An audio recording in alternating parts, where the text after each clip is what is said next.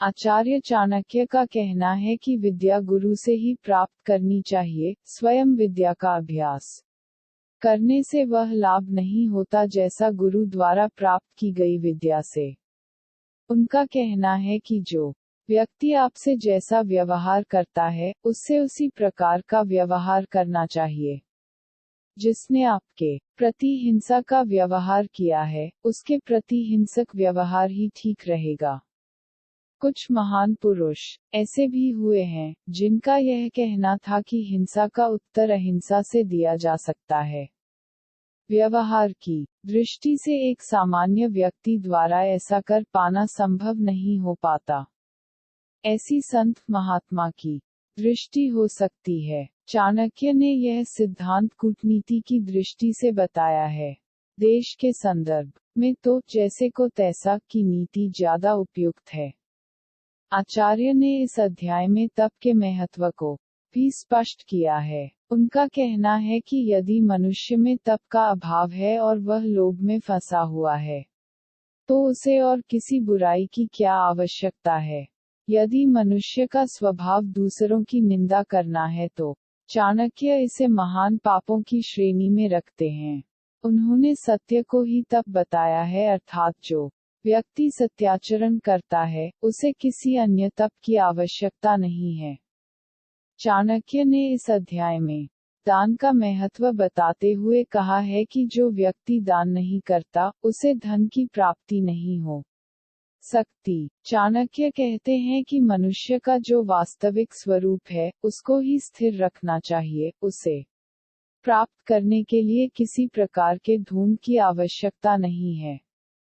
इसी प्रकार उनका यह कहना पूर्ण रूप से व्यवहारिक है कि इस संसार में जो व्यक्ति शक्तिहीन होता है, वह ऐसा प्रकट करने लगता है कि उससे बढ़कर कोई सज्जन नहीं, परंतु इस प्रकार के धूम को आचार्य चाणक्य नकारते हैं।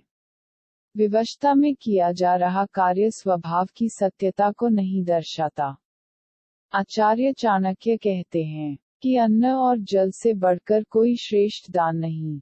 भूखे व्यक्ति को सोने चांदी की अपेक्षा भोजन की आवश्यकता होती है। उन्होंने गायत्री को सबसे श्रेष्ठ मंत्र बताया है। उनका यह भी कहना है कि सभी देवी देवताओं में सबसे श्रेष्ठ स्थान माता का है। दुष्ट व्यक्ति के संबंध में तो अनेक स्थानों पर उसकी दुष्टता का वर्णन किया गया है। दुर्जन अर्थात दुष्ट व्यक्ति सज्जनों को हर समय दुख देता रहता है। उसके शरीर का कोई स्थान ऐसा नहीं जो दुर्जनता से रहित हो।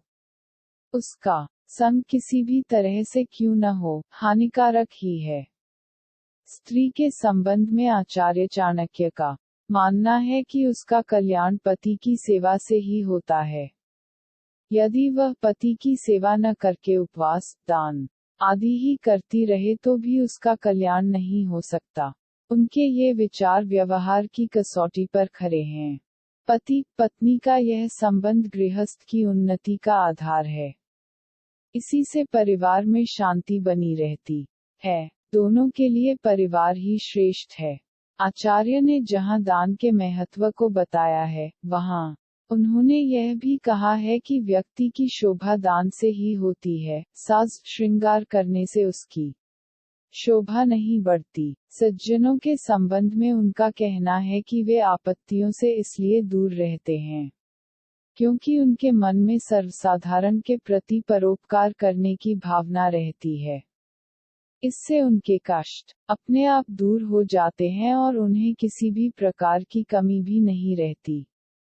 सामान्य गृहस्थ के लिए आचार्य का कहना है कि यदि उसकी स्त्री पतिव्रता है, कटु भाषण नहीं करती और उसके घर में किसी प्रकार की कोई कमी नहीं, उसकी संतान शालीन और विनय आदि गुणों से युक्त है, तो उसका घर ही स्वर्ग के समान है।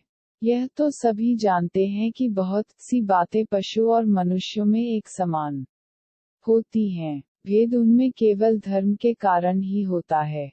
मनुष्य भी पशुओं के समान खाता, पीता, सोता और संतान उत्पन्न करता है। यदि उसमें धर्म का अभाव है, तो उसका जीवन भी पशु के समान समझा जाना चाहिए, बल्कि पशु से भी बदतर, क्योंकि पशु प्रकृति के कुछ निश्चित नियमों में बंधा हुआ है। मनुष्य का जीवन अनेक परिस्थितियों से गुजरता है।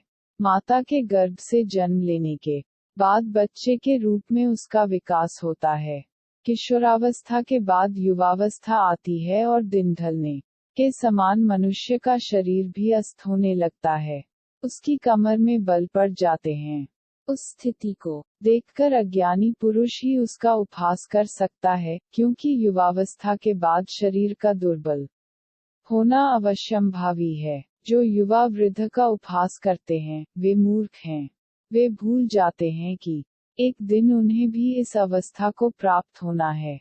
आचार्य ने इस अध्याय के अंत में एक बहुत ही महत्वपूर्ण बात कही है। उनका मानना है कि यदि किसी चीज में कोई ऐसा गुण है जिससे अधिकांश लोगों को लाभ होता है, तो उसके अवगुण महत्वहीन हो जाते हैं। प्रत्येक व्यक्ति का कर्तव्य है कि वह अपने में लोगों का उपकार करने के गुण का विकास करे। यदि उसमें लोगों के उपकार करने का गुण है, तो उसके अन्य दोषों की ओर किसी का ध्यान नहीं जाएगा। इस विशेष गुण के सामने अन्य अवगुण गौण हो जाएंगे।